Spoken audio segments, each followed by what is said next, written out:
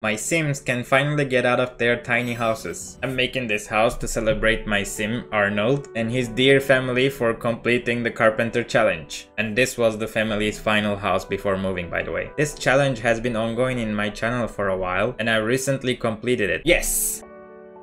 The objective of this challenge was to reach 1 million simoleons by only selling the woodworking craftables and nothing else. Of course, there were more to the challenge and I will write down the rules somewhere in the screen. If you want, just go ahead and start this challenge and enjoy the ride. By the way, if you didn't know me, my name is Yeet. Some people know me as Patsu. And I've been playing Sims from 2000 actually, and love the franchise in general. Although I kinda skipped 2 and 3. I started making Sims 4 contents in 2020 and I'm mostly enjoying building and gameplay challenges. I have tons of English speedrun contents if you're interested, and will be very happy if you do the little cute YouTube things for me. Anyways, those were the rules that my Sims had to obey, but throughout the challenge, of course, I tried to find some plot holes in this. I learned a lot about how to sell the craftable for higher prices, and I might make a dedicated video for that. If you want, let me know in the comments. Let's talk about the house a bit. The lore goes like this: Arnold's son, Mike, wanted to become a spellcaster, and his new aunt, Morrigan,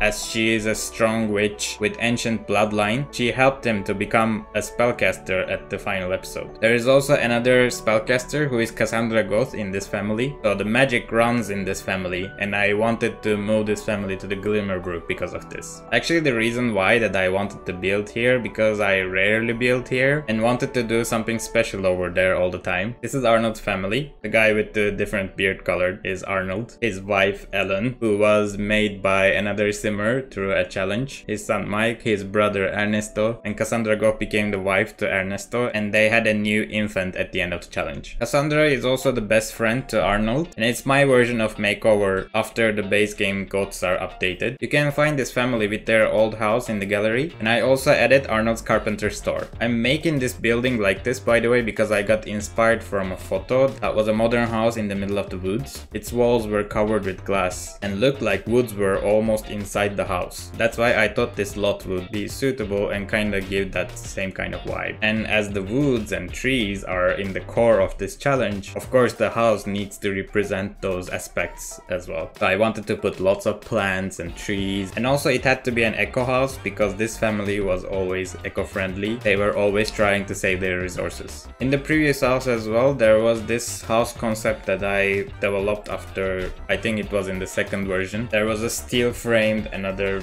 place, another room that I added later on. So I wanted to give something to remind that aspect too. So when you arrive in this build, the first part that you're gonna see is the metal framed place. This one section is dedicated to the hobbies, guests and parties, while the main mansion is hidden in between trees and creating a secluded, peaceful area for my Sims who also enjoy doing yoga. You'll see a giant tree in the living room. A ceiling lamp is connected to its branch, and the dining table is right under that. By doing things like that, I created a fun challenge for myself, and actually I'd like to see you trying the same kind of stuff as well. I enjoyed this living room design the most actually, but there were more favorable locations in this build for me, such as the new Carpenter corner that is filled with memories and important tools in a cozy environment. There are also regions dedicated to the private talks, but only for the Sims who can teleport. One is a landing area for the spellcasters when they're using their brooms, and another one is the rooftop, which is also an observation deck kind of place. I also put many cozy corners to read books, because some of my Sims are highly intellectual in this household. For the rest of the build, I mostly focused on covering the needs of my household Sims and ensured they have enough rooms for themselves and also for their family members and friends who can come to stay with the Growing Together pack now. Throughout the challenge, Arnold had to enroll a university, and he was in his second university at the end of the challenge. So I want to make one more episode to dedicate finishing that university too, because I simply cannot detach myself from this family that I've been knowing for years already. In this episode, I also want to test the house and see how the family will manage their expenses in this